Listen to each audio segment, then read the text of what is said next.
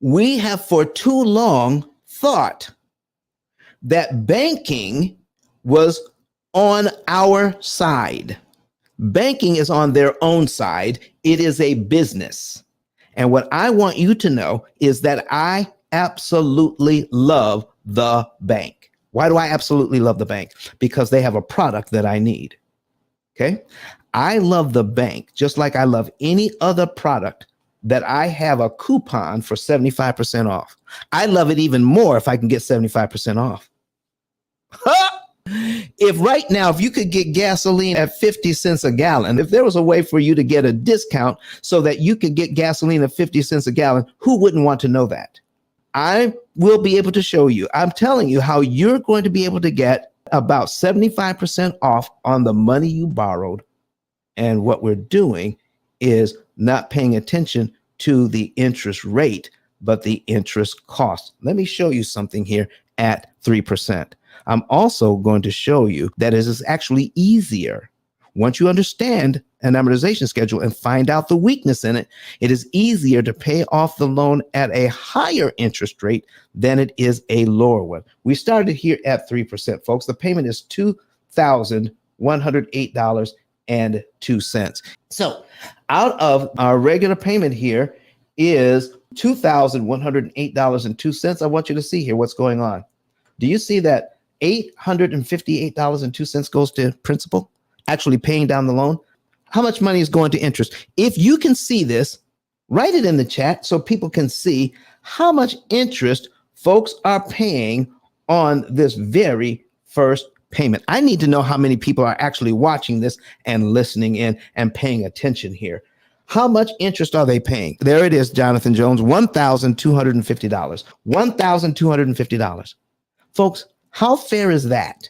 That a person with great credit, I mean excellent credit, borrows money, makes a payment of $2,108.02 towards their mortgage, and only $858 of that money pays down the mortgage, but $1,250 goes to interest. How fair is that?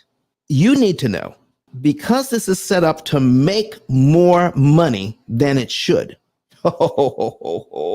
This is why it's not taught in schools, how an amortization schedule actually works. It's not taught in schools. I need you to think about that. Let that breathe for just a second. It's not taught in schools. When you get your real estate license, what we're learning here about amortization schedules, you don't need to know to get your real estate license.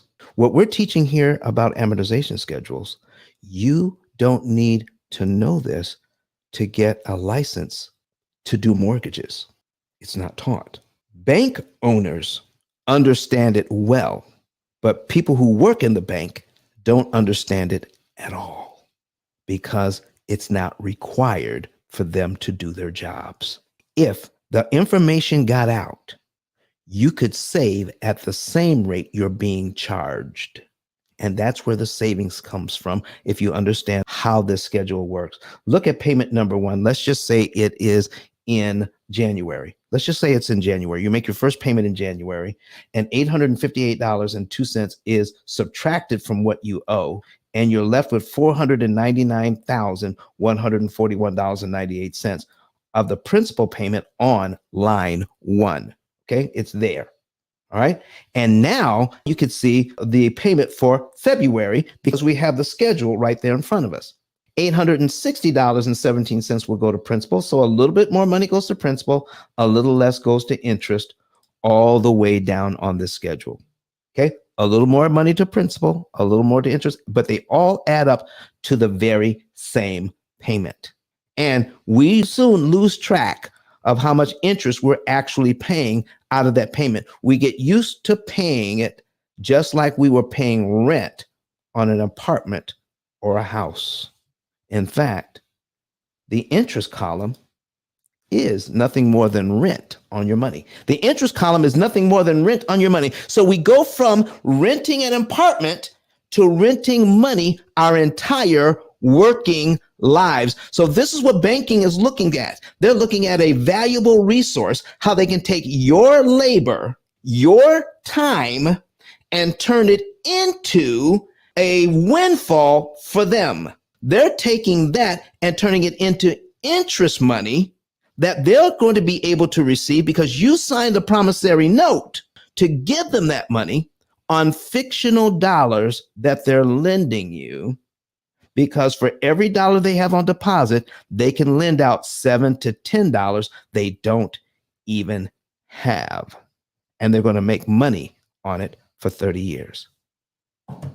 Do I blame them for doing that? No, I don't. Business is business, folks.